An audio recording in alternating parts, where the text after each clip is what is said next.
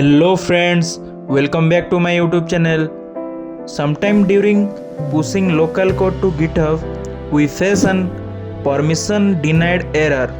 It is actually due to SSH public key which is present in our system. In this video, we will remove SSH public key from our system. So without further delay, let's get started.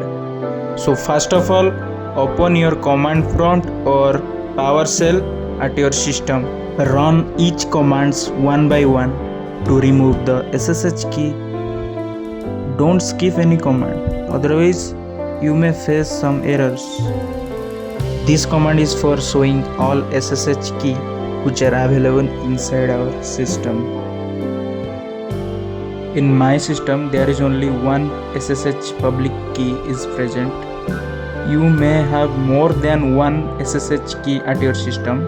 Run this command for deleting the above SSH key. Put the exact ID to remove respective SSH key. Let's check the key is deleted or not. Yes, now it is deleted.